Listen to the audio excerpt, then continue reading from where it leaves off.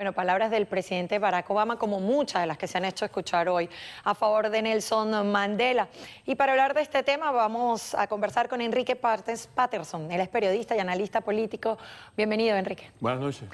Yo quiero meterme por un lado de la relación de Nelson Mandela con Fidel Castro, aprovechando que tú eres cubano, porque como alguien que lucha y estuvo sumando sus esfuerzos en contra de la segregación racial, pudo admirar y tener tanta cercanía con Fidel, más allá de la gratitud que le expresó por haber contribuido en su lucha por más de 15 años y con más de 350.000 soldados. ¿Cómo se unen esos dos seres? Bueno, a mí me parece, y esto lo he dicho otras veces, pero lo voy a repetir, que la presencia de Cuba en África no fue a favor de los cubanos, porque iba en contra de nuestros intereses, desde el punto de vista que por qué tienen los cubanos que irse a morir a otro lugar. Eso fue una irresponsabilidad del Estado cubano y del liderazgo de Fidel Castro, pero fue a favor de los africanos.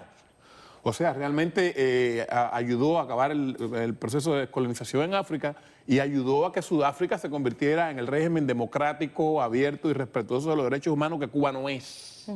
Entonces, desde el punto de vista de los intereses de los africanos, yo pienso que Mandela tenía que estar agradecido de Fidel Castro, pero Mandela nunca declaró que estaba a favor de un régimen totalitario, lo ha demostrado con sus ejemplos. O sea, lo mejor que quería Mandela para su país es lo que hizo en su país. Pero lo admiraba, decía que lo admiraba. Su primera visita al salir de la cárcel, Mandela fue visitar Cuba. ¿Qué hace un político cuando la acción de otro político, de otro estadista, permite que él pueda negociar la libertad de su pueblo? Las relaciones entre Estados y los intereses de Estado a veces chocan mucho con nuestros valores personales. De lo contrario, no somos estadistas y nos hacemos, por ejemplo, reverendo Desmond Tutu, que es un gran aliado y amigo de Mandela, sí critica al régimen cubano, pero él es un sacerdote. Los actos de Mandela son los que hablan por él.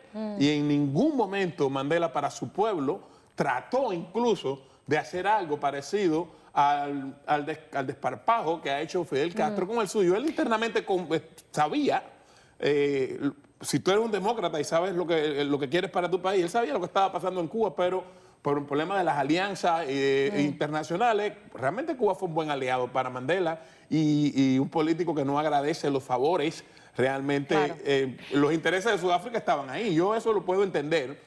A mí me parece que también nosotros, digo nosotros desde el exilio, se cometió el error de demonizar a una persona que estaba luchando por los mismos derechos humanos que luchamos nosotros. Si hubiera habido otra reacción en Miami por lo que él había hecho en Sudáfrica, también él hubiera tenido que hacer algún tipo de gesto, pero aquí lo que se hizo fue sencillamente hacer un rechazo como si él hubiera estado luchando a favor de una dictadura, sencillamente porque Fidel Castro tuvo la inteligencia de defender para otros pueblos lo que nunca ha defendido para su propio pueblo. Pero justamente, y siendo Nelson Mandela Premio Nobel de la Paz, que en ese momento, por supuesto, no había sido reconocido con ese galardón, pero mucho seguramente dentro del espíritu de Nelson Mandela ya había esos gestos a favor de una mejor humanidad, de un rescate de los derechos humanos, que seguramente él sabía que se violaban en Cuba.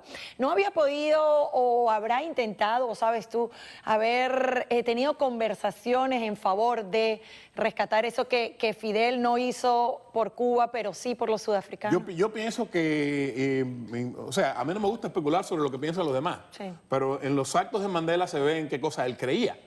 Si tuvo algún tipo de conversación desde esa perspectiva, yo lo ignoro, pero yo sí sé que en la forma en que él veía el mundo, él no hubiera estado nunca de acuerdo en que Sudáfrica llegara a la situación de Cuba y lo demostró con sus actos. Se retiró del poder en el primer periodo, respetó la división de poderes, la libertad de prensa, no solo que la respetó, sino que sencillamente la estimuló y le dio el ejemplo a su propio partido, cosa que no es muy común en África, de que aunque tengas la mayoría, eso no quiere decir que tienes que ocupar todas las instituciones del Estado y apartar a la minoría, y se retiró en el primer periodo para dar un ejemplo a su propio partido, que tiene una mayoría aplastante en el Congreso sudafricano. Yo pienso que más que un líder sudafricano se convirtió en un ideal de líder africano que todavía no existen mucho en África y en un líder mundial, porque lo más importante, la diferencia es que era un demócrata y que no tenía odio. Si seguimos comparándolo con Fidel Castro, el primer lugar es que Fidel Castro es un neofascista que está lleno de odio. Él no quiere el bien para su pueblo, él lo que quiere es el poder. Mandela no quería el poder, Mandela quería el poder para que todos los sudafricanos pudieran vivir en armonía, lo demostró. Sudáfrica, con todos los problemas que tiene, avanza, Cuba se destruye. Mandela es admirado en el resto del mundo, la imagen de Fidel Castro todavía queda peor. O sea, en última instancia, son como dos caras de lo uno es lo que no debe ser, lo que el otro no es. Justamente, por eso es que era mi pregunta claro, inicial, claro. porque uno escoge a sus amigos más allá de la gratitud que uno puede sentir de la por política alguien. es que las relaciones entre los estados, a veces tú tienes que hacer alianzas y relaciones con las personas que tú no compartes el ideal político, pero de lo contrario no se entiende cómo la política internacional funciona. Bueno, y sigamos hablando de esas relaciones entre gente de la política que comparten o no sus ideales. Juan Manuel Santos, mandatario colombiano, y justamente los Castros allá en Cuba. ¿Por qué? Bueno, tal parece que el presidente colombiano pareciera ser ahora el vocero del régimen castrista. Vean este informe y después hablaremos de esto. El mandatario colombiano Juan Manuel Santos pidió al gobierno de los Estados Unidos un cambio de su política hacia Cuba, exhortó a levantar el embargo comercial y aseguró que las autoridades cubanas están dispuestas a cooperar en las negociaciones. En un encuentro oficial sostenido en Washington con Tom Donahue, presidente de la Cámara de Comercio de Estados Unidos, Santos hizo hincapié en las nuevas reformas de Raúl Castro y el clima favorable existente en las nuevas generaciones de cubanos que pudiera propiciar un cambio.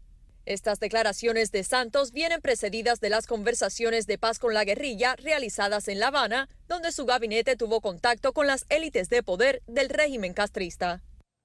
Para conversar de este tema se une a nuestra mesa de discusión Cristian Mancera, es director de latribunacolus.com. Bienvenido. Hola, ¿cómo estás? Un placer estar aquí. Bueno, sigamos hablando de estas relaciones Cuba con otros mandatarios. En este caso, en el de Cuba con Colombia, cuando ya tienen un año las conversaciones de paz en territorio cubano.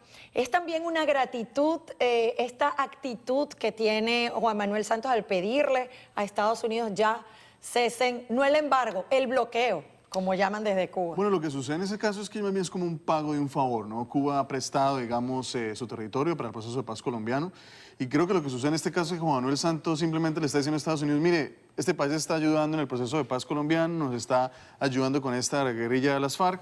¿Y por qué ustedes no suavizan las relaciones y permiten que haya, digamos, otro tipo de escenario con Cuba? Creo que eso es todo lo que sucede en este caso. No creo que Juan Manuel Santos esté abogando por Cuba, sino simplemente lo que está diciendo, cambien la política, como diciéndole a Cuba, bueno, te voy a pagar el favor, te voy a devolver el favor que estás haciendo conmigo para ayudarme con la paz. A ver, pero Juan Manuel Santos fue más allá. Él ha dicho, Enrique, que en la diplomacia es hacer las cosas en el momento oportuno. ¿Por qué Juan Manuel Santos podría considerar que en este momento es el ideal para que Estados Unidos flexibilice? No es ideal para Estados Unidos, es ideal para él hacer la declaración.